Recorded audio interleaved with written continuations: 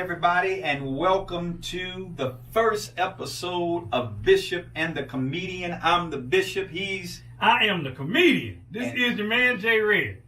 And we are excited about tonight's episode. You can see we've been laughing all day. It has been an amazing time. So, Jay, the purpose of the show, Doc, is to come on, talk about real life issues that we both have had and how we dealt with them based upon our gifting and our calling. Exactly. So the first subject, Doc. First subject, just anything goes, right? Just random, whatever. So I can go off the script right now? Yeah. Anything? Yeah. How did you feel the first time you lost the fight? First time I lost the fight, how did I feel? I felt deceived, Clark. I felt deceived because, first of all, I was a white boy. Oh, Lord. And you know, every black man from Oakland, California thinks that if a white boy even attempts to run up on you, we're going to be able to... It's on and pop. It's on and pop. Take care of the situation, handle the man, knock him out, do what we got to do. But I felt deceived from this white boy in the 6th grade. 6th grade at the flagpole, because I didn't know he knew martial arts. Now let me just say this as a disclaimer. In the 6th grade, you're supposed to be able to take martial art classes. But I said this white boy knew. Clark, I think he had to be at least a purple belt. So, Doc, how you knew he knew? Is it white, orange, purple? No, he was a brown. There's brown right before black. He was a brown belt. How'd you know that, though? What did he do? Because somebody that takes martial arts starts off with the upper body. They use more of their hands than their arms. A man, a matter of fact, one of you men, a boy, 6th grade at the flagpole, not only did he use his lower part of his body, and not only did he use his legs, because I think that's a whole other level of martial arts in itself. So it wasn't a roundhouse kick. It wasn't a front snap kick. The man swept me. Now, let me tell you something. You've never been swept before. It's very embarrassing. Clark, when you stand on your 2 feet and you ready to go blow for blow, and you've been taught in the hood, keep your hands up at all times. And get ready to go ahead, shadow boxing. And you about to go ahead and fight this man, try to knock him out. And before you know it, you see the front tip of your Converse. Now that ain't normal, because you're supposed to look down to see your shoes. But they were parallel. Because this man did a turnaround foot sweep, and he swept me from beneath. I was like, I'm a gymnast. It looks like I'm a gymnastic. So, Doc, you telling me the first time you lost a fight, you got swept off your feet? I got swept off my feet, Club. I didn't even care to get back up to fight the man. I was so embarrassed that I was on the ground on my back, and he's standing up on me, over me, and I just go on and just said tap out. I didn't even lose because it beat me up. I lost because I was embarrassed. But that's my first story of my fight. I got swept by a ninja. My first real fight? Yeah. It wasn't outside. Oh, it wasn't? It was inside. Inside. I lost to a girl, my sister. Don't say it ain't true. Doc, it was my turn to wash the dishes. And I just didn't want to do them. It wasn't I ain't like I had nothing else to do. We ain't had cable. So it wasn't nothing special to see on TV. Right. I just didn't feel like doing it. And so I told her, I'm not doing it. And I walked away. And that's all I remember. She pulled me by the back of my t-shirt, Doc. I hit that ground. And all I heard is my mama in the background. Danny, get off that boy. No. Danny, get off that boy. You gonna kill him. What that sounds like to me is what we had that thing called, back in the day, called heavy-handed. Heavy-handed, yeah. Yeah. My sister whipped my behind, Doc. I tell you what, we ain't never had no problem with me washing them dishes. Not ever again. Your first fight, you got beat up by your own sister. My own sister, Doc. Prophetess. She's a prophetess. And now she a prophetess. Yeah, but she was little Mike Tyson back then. Back then, she was laying hands and wasn't even ordained. Wasn't even She was laying hands. You know what? I wish I'd have been articulated like that. We could have got something done that day. She was practicing on you, Clark. Doc, was she practicing on me? And look, laid hands, and I was slain. And you were slain. Let the Lord use you, Sister Dana. That's all you was doing. You was letting God practice ministry on you, Clark. Man, listen. When my mama finally got Dana up off of me, my first words was, "You lucky I don't fight no girl." You went respectful real quick. Look, when that white boy jujitsu ninja karate foot swept me and had me on my back like a black turtle, and all I could see was my Converse. It's one thing for a white boy to do it. It's one thing for a white boy to know karate. But it's another thing when he is respectful and he tries to hand out his hand to pick. I don't want your hand. You know the ones that beat you up and then try to give you a good gesture? No, just leave me down here in my embarrassment and walk away, man.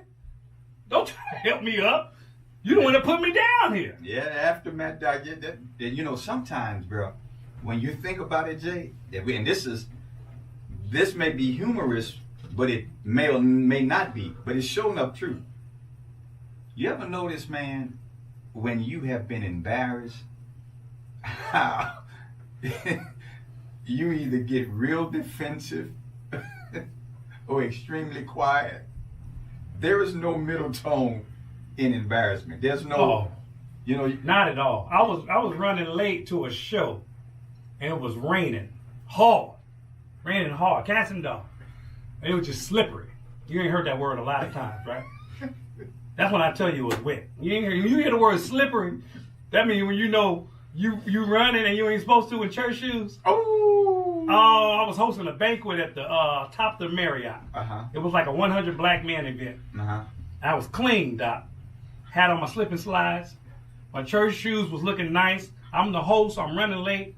And you know how you hit a corner in the rain, and they got those things called, what is that thing? They out of metal, and it's on the ground. It's not really a gutter. Metal on the ground. It's metal, but it ain't a gutter. Come on, Clark, don't leave me hanging. It's a drain. A drain? No, but it's on the sidewalk. Pothole? No, ain't no pothole on the sidewalk, man. I'm talking about the thing that's metal and it's steel, but it's on the sidewalk, but it's not a drain or something. Anyway, it's one of those things that construction workers, they lift and they go inside the ground. A crane? Manhole. Manhole. I believe that's what it is.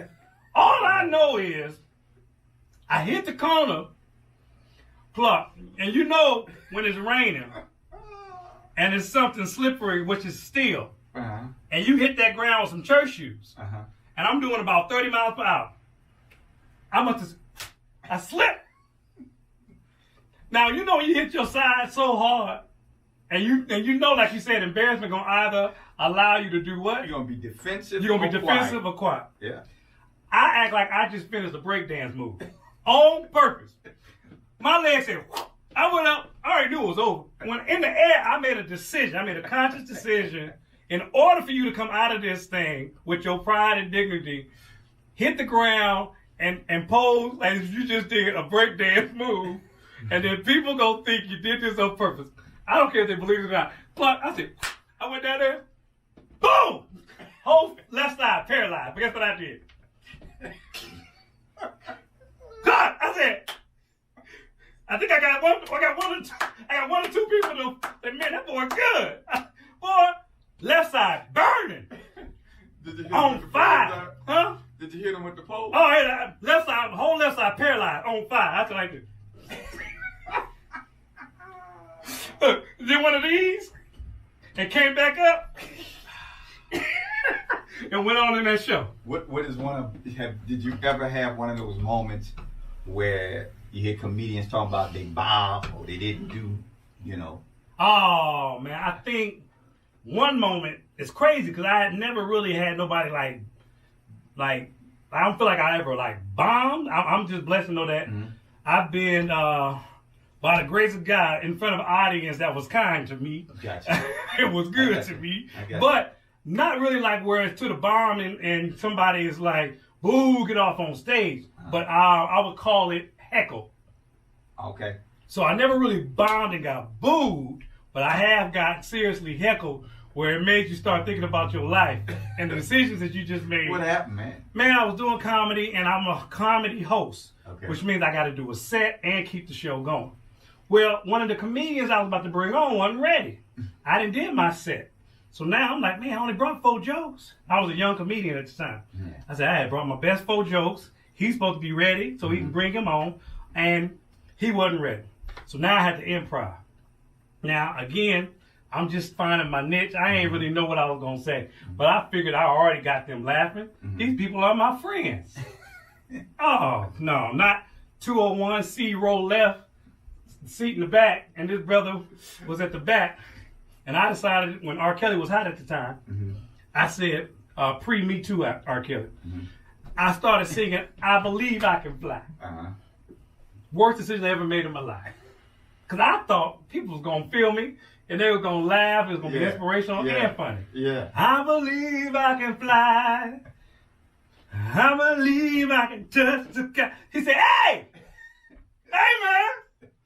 Now, the worst thing you can do when you're being heckled is actually respond back.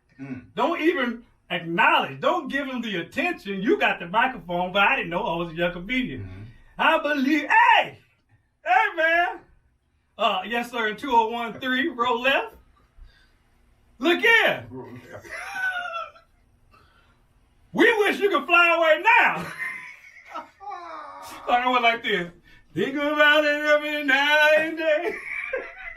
Did you fly away? I flew all the way off that stage. I didn't know what to do when I heard that man say that. Listen, I remember a friend of mine telling me this story, and I've heard variations of this experience, but the funniest incident is when my partner said this guy was preaching at his church, his first sermon, and he said, all months, weeks before, he was real nervous about getting up before the people. He was the son of the house, and so he comes the night of the preaching event.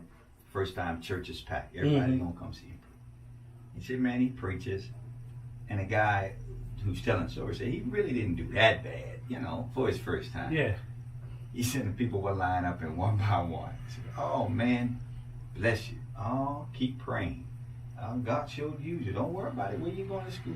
He said, his friend was feeling real good until the last deacon walked up to him and said, young man, I ain't getting nothing out that side.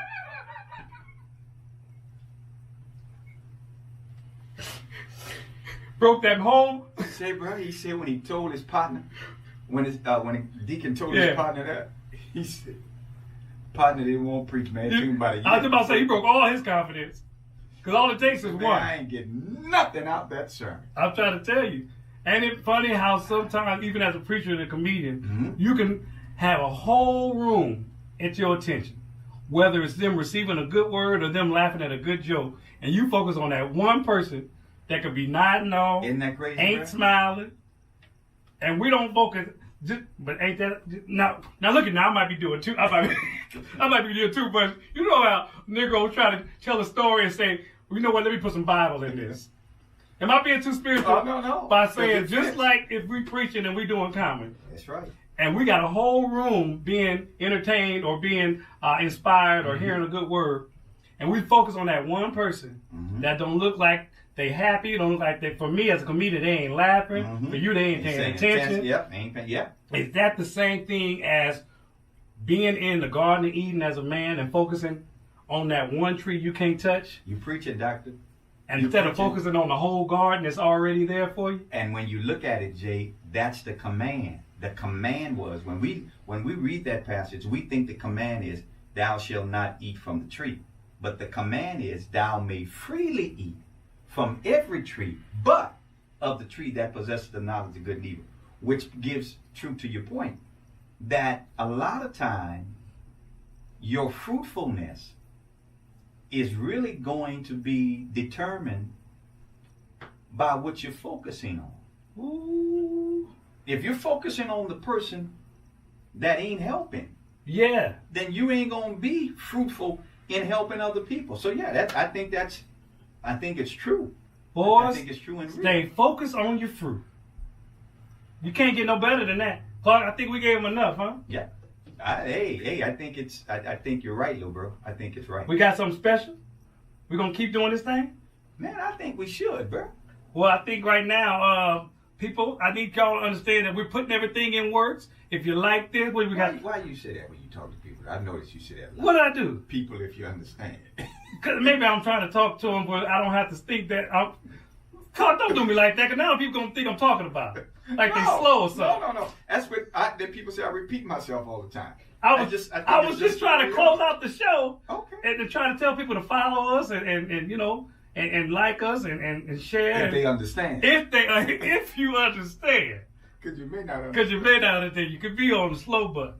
But see, now I wasn't gonna say that, but then Clark, he gonna make me say it, so somebody gonna be mad at me. I appreciate that last part when you talk about somebody being on the slow button. I got kids. See. That's why comedians nowadays can't get away with nothing, man. Everything got to be politically correct. So now you done got me in trouble with somebody watching. But now, you know what? Honestly, now, this is no joke aside, you know,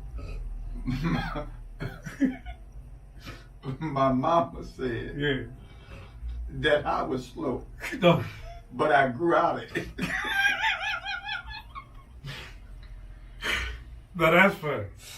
I'm not going to touch that. Because you could probably get away with it. But let me tell you something, man.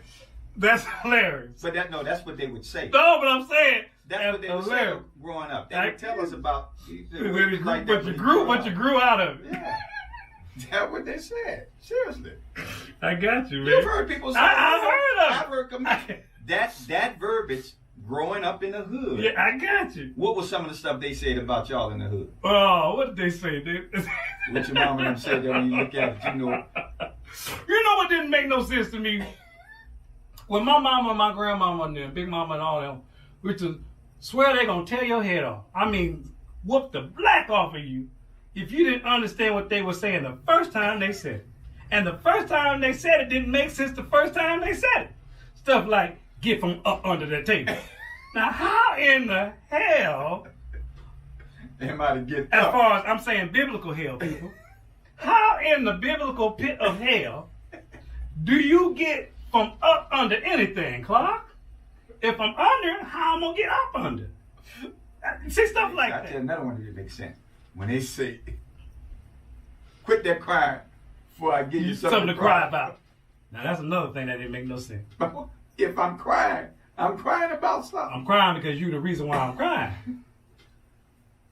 And then my grandma used to always get mad when she seen us 2 days later because she didn't went and said, go outside and pick me out a switch. And then she wondered why we ended up missing. People used to always, I never understood the stories behind that when people be like, I had to go in and get my own switch. Why you come back? Now, yeah, we got it 10 times worse later, but it gave yourself 2 days. She'll tell us to go pick a switch, and she'll be waiting there 10, 15 minutes, and he ain't coming back. I never came back, Clark. I'm telling you, Doc, it's crazy. But, you know, I'm sorry, we was closing out. Yeah, we were closing out, so letting people know this was just a snippet, just giving you a preview, snapshot, a taste of us just being who we are, the bishop. And the comedian. All right, till next time, huh? Until next time. We got to have a tagline to go out. I know we got to get a tag. Let me tell you, I want y'all to understand one thing about the life. The one thing I know for sure in life. What's that? God can't This is as real as it can get. Now, you tell me if I'm wrong, preacher, because you is a bishop. Wait, let's set it up. I'm going to set it up. Yeah. I'm going to set it up. We come now to the close of this episode, and with the comedian, you're going to laugh. Yeah. And with the help of the Lord through the bishop, you're going to learn. But we want you to know that you can laugh and you can learn. But one thing is true. True enough. And what's that? God can't use you if you're dead. Peace. Peace. Period.